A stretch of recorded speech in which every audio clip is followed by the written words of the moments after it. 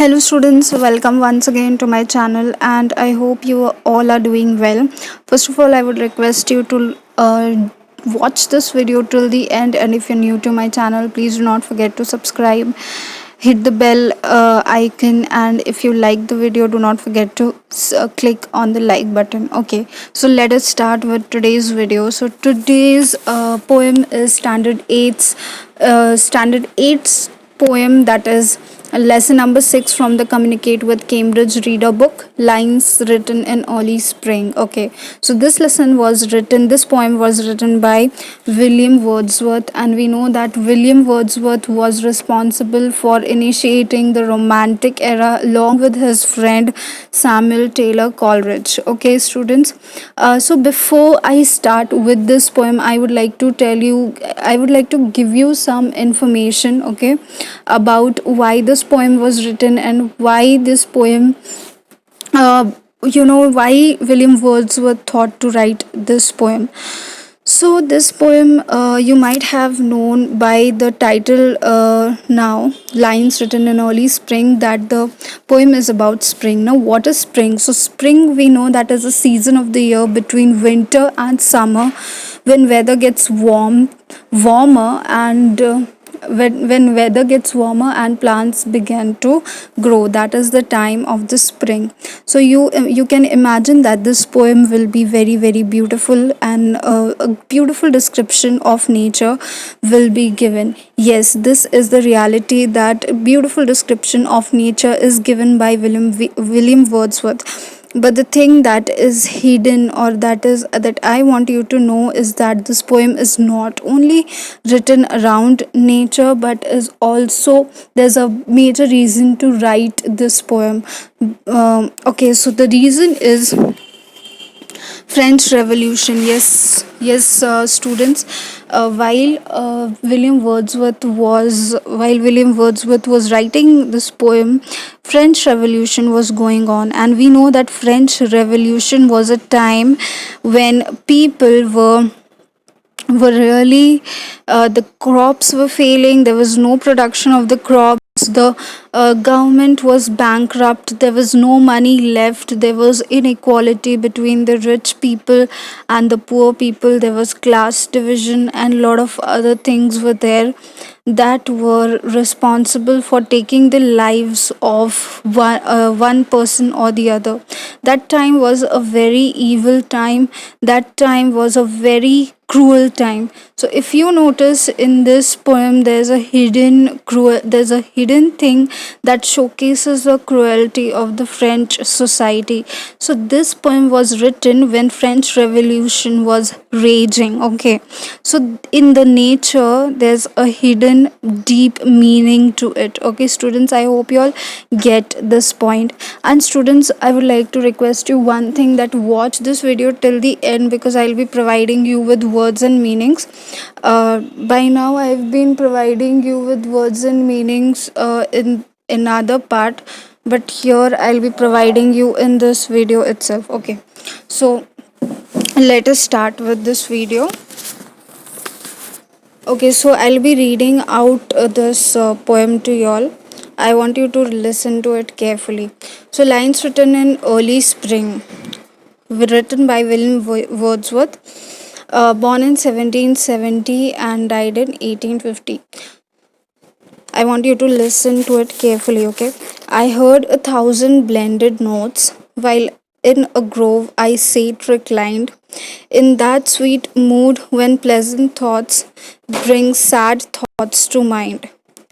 To her fair works did nature link to human souls that through me ran, and much it grieved my heart to think what man has made of man. Through primrose tufts in that sweet bower, the periwinkle trailed its wreaths, and is my faith that every flower enjoys the air it breathes. The birds around me hopped and played, their thoughts I cannot measure, but the least motion which they made, it seemed a thrill of pleasure. The budding twigs spread out their fan to catch the breezy air, and I must think, do all I can, that there was pleasure there. If this belief from heaven be sent, if such be nature's holy plan, have I not reason to lament what man has made of man? So, students, here we see that the author is trying to showcase the beauty of the nature, but also you see this sentence used two times. So, over here and over here. So the sentence is what man has made of man. So as I told you in the starting, the French Revolution was raging, and the cruelty of the French Revolution, or the French society at that time is shown. So this sentence actually showcases that what man has made of man. Okay, so it means that one human being is being cruel to another human being. That showcases the French Revolution, and that showcases the cruelty of the French government or the French society. So, as I told you earlier, the French Revolution had a lot of these kind of cruelty. That is, there was distinguished between the rich classes and the poor classes. The government was bankrupt. Okay, there was failures of crop was not growing, there was famine, and it was during the time 1788. Okay, so these things are showcased in this poem. Okay, so here if you notice, students, there is a mixture of nature also, and there's a mixture of the cruelty of the French Revolution. And this is a picture of William Wordsworth. Students, I didn't tell you about his life, so we'll learn a little bit about his life also.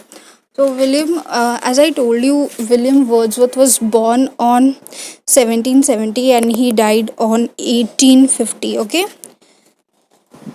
and he was one of the famous romantic poets who, along with his friend Samuel Taylor Coleridge, helped to launch the Romantic Age in English literature with their publication of lyrical ballads in 1798. He was Britain's poet laureate from 1843 until his death 1850.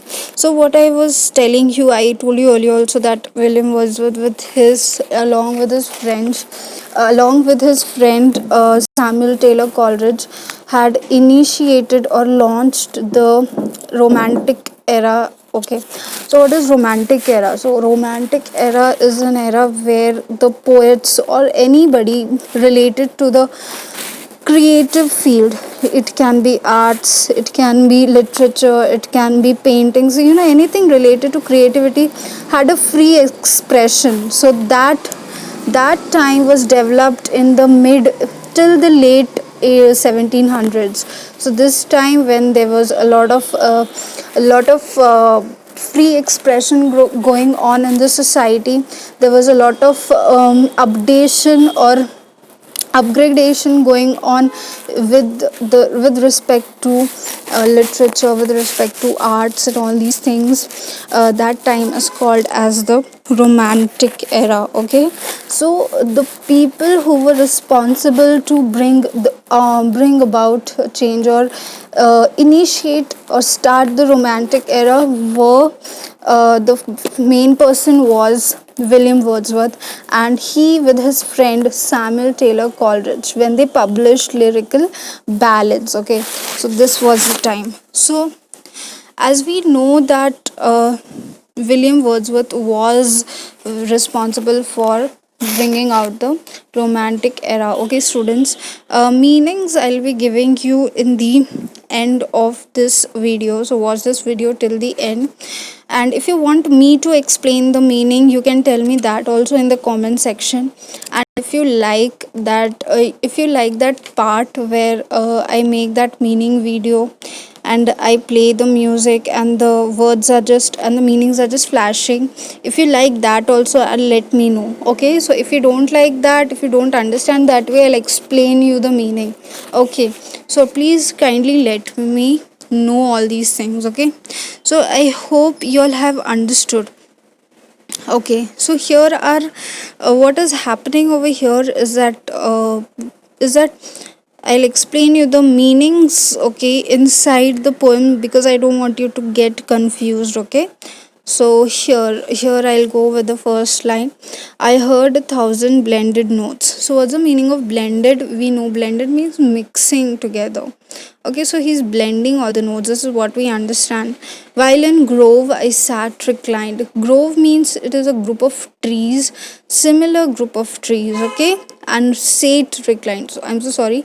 Sate means satisfying someone by giving them something that they want.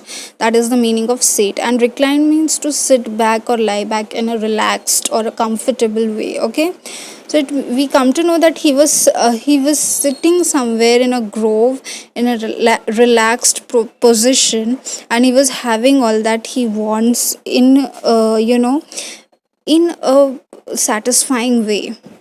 In the sweet mood when pleasant thoughts bring sad thoughts to mind. So here we get to know that when everything is wonderful around, the nature is wonderful, everything is wonderful, suddenly he gets a sad thought in his mind. And I explained you in the earlier part also that that sad thought is nothing but because during that time French Revolution was raging. So that sad thought is actually this, okay? To her fair works did nature link the human soul that through me ran, and much it grieved my heart to think what man has made of man. So he was thinking, and he was inside his thought, he was linking himself to the human soul, and a thought ran onto his mind that how, and he was grieved. Grieving means being very sad.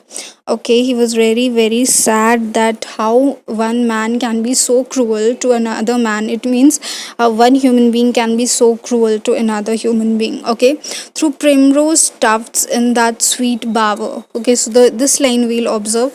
Primrose. So, what is, students? Primrose is a wild plant with pale yellow flowers. Okay, tufts. So, tufts are small amount of grass growing somewhere. Scarce amount or small amount of grass growing in that sweet bower. So, what is a bower? Bower is a pleasant, shady place. Okay, so all these things he was observing. The periwinkle trailed its wreaths. So periwinkle is a flower, is an evergreen plant actually that never loses its leaves. It has pink flowers. Sometimes it has white flowers, blue flowers. Okay, so there was a wreath. Wreath is a circular thing which has leaves and flowers attached to it. Mostly you find it during the Christmas, that is put on the door. Okay, that is a wreath. Okay, and it is my faith that every flower enjoys the air it breathes. So he thinks that all these things are enjoying the air of freedom, enjoying the air that they are breathing. That means the life that is given to them, they are enjoying. Okay, the birds around me hopped and played. So this line is very clear that birds around him are hopping and playing. Their thoughts I cannot measure. So what he's trying to say here is that the thought of the birds, the thought of the birds that are hopping and playing, he cannot understand actually what these birds might be thinking when they are hopping and playing. But the least motion which they made, it seemed a thrill of pleasure. But he cannot understand, but he's trying to guess that a little motion that they are making, a little certain type of motion that these birds are making, it seems as if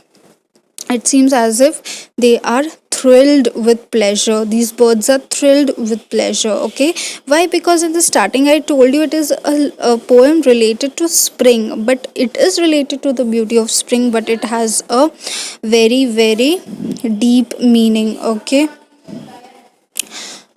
and then the budding twigs spread out their fan to catch the breezy air, and I must think, do I do all I can that there was pleasure there. So he's understanding that there is a lot of pleasure.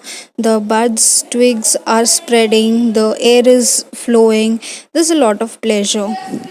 If this belief from heaven be sent, if such by nature's holy plan, have I not the reason to lament? Lament means mourn, to be sad. Okay, what man has made of man. So here the poet is trying to say that what man is doing to another man, how can a man be so cruel to another man. Okay, students, so I hope you have understood, and do not forget to watch this video till the end, because I'll be providing you with the meanings. Thank you, and we'll meet in the next video. Students, so as we know that William Wordsworth was the person who had launched, along with his friend Samuel Taylor Coleridge, the Romantic Age or the Romantic Era. So we have read this word Romantic Era or Romantic Age in a lot of books. In the previous classes also you must have heard this word, but I know you people are not very familiar or not very clear with the meaning of what romanticism or romantic era is. So today, so now we'll be trying to understand what is exactly romantic era or romanticism, and why it is used in so many places. Okay, and why do we call certain literary work as a romantic era, like this was written during the romantic era. So what is the deal with romantic era? So this we are going to understand. So let me start with this. So romantic era, or it is also called as romanticism, started from 1770 approximately and ended during the late 18th century, that is 1800. And it was an artistic, literary, musical and intellectual movement that originated in Europe towards the end of 18th century. So it was a movement, it was a similar type of movement in the fields of art, in the field of literature, in the field of music and intellectual, that had rose during the end of 18th century in Europe. I hope you understand this much. Later it is like romanticism was characterized by its emphasis on emotion and individualism, as well as glorification of the past and nature, preferring the medieval rather than the classical. Okay, so what does it mean? It means that romanticism or romantic era was mostly emphasis or laid emphasis more on emotion, okay, and individualism. What is individualism? Like free expression. I was free to write on anything, I was free to do anything. So it laid emphasis more on emotional things as well as individualism. Okay, and glorification means to glorify, means to beautify the past or and the nature also. So this era was mainly in this era what happened, mainly they laid emphasis on the past, they laid emphasis on emotion, they gave importance to individualism, that is free expression, and also they did not pick up the medieval means rather very old. Okay, very old, outdated, that is the meaning of medieval. So they didn't pick up the medieval, but they picked up the classical. So they tried to modify the classical ways. Okay, it had a major impact on his historiography, education, social sciences and natural sciences. So students, the age of romanticism or the romantic age brought about a change or brought about a big impact on these places and these fields, and the fields were history, education, social sciences and natural sciences. The way people thought, the way people felt, everything was changed in during this romantic age. So people became little more modernized, we can say. People became more towards the classical ways. People left those medieval things. Okay, people tried to do everything in their own unique way. This is what individualism is.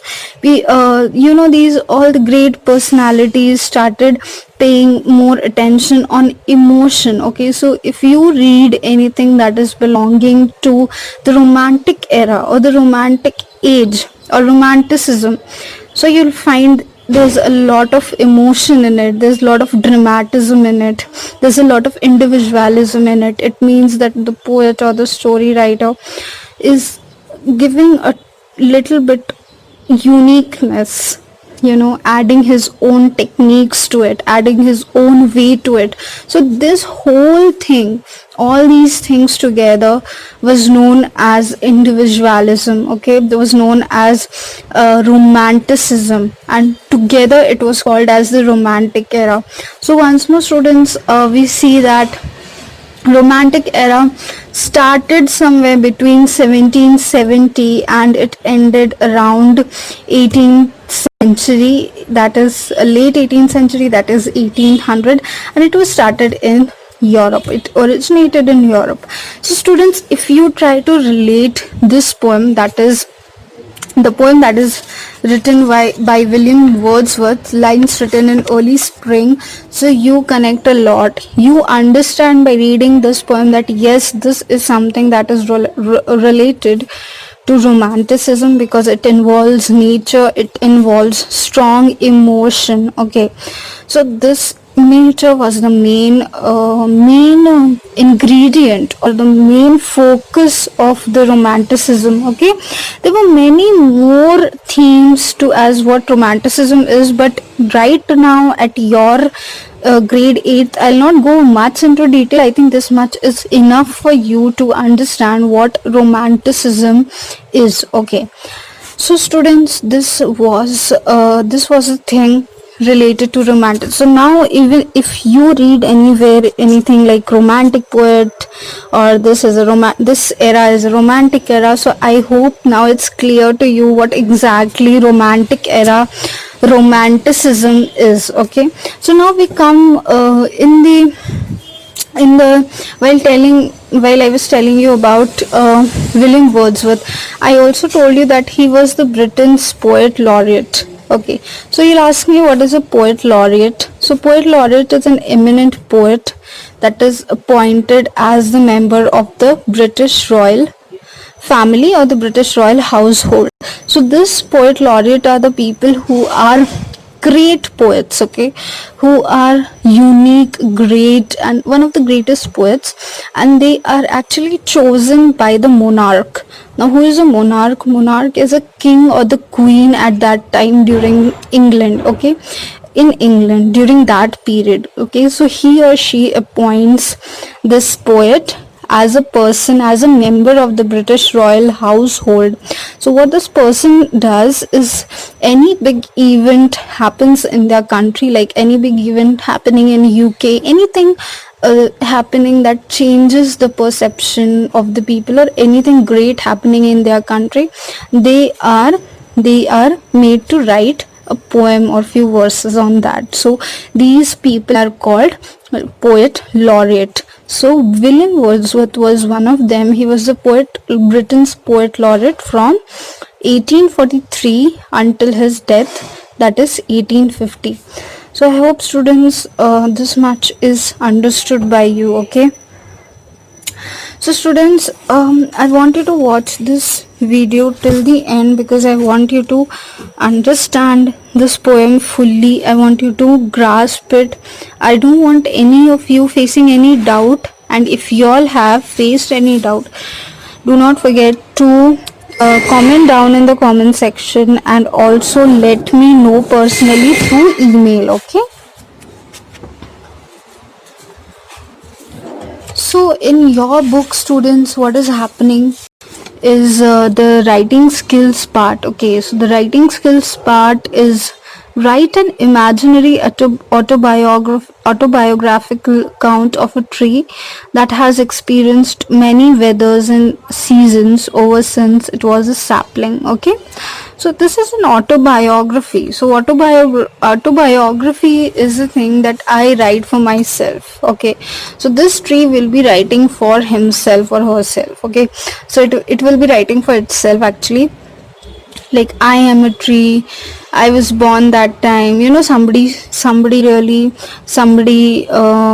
planted me, I was a little sapling, somebody XYZ took care of me. Okay, you can write in that way, but they have also given some points to remember.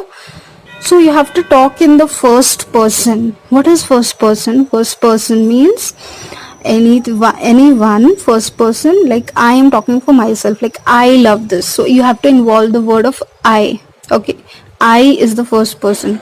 I was a sapling, I was taken care by this family, the family loved me a lot, they planted me. I, so you have to use I in an autobiography, and if you don't use I in an autobiography, then it's not an autobiography, it's something else. Okay, then you have to write about your experiences as you were growing up. Your experiences means the tree's experiences. Okay, while you were growing up, what you faced and what was your condition, how you were, what you liked, and what made you happy, what made you sad as a tree. Next, to talk about the friends you have made. For example, a squirrel, monkey, flowers, honeybee. So might be where you were born or where you were growing up. There were many squirrels, there were many other plants, there were flowers, there were roses, there were a lot of plants. Might be you were growing up in a garden, for example.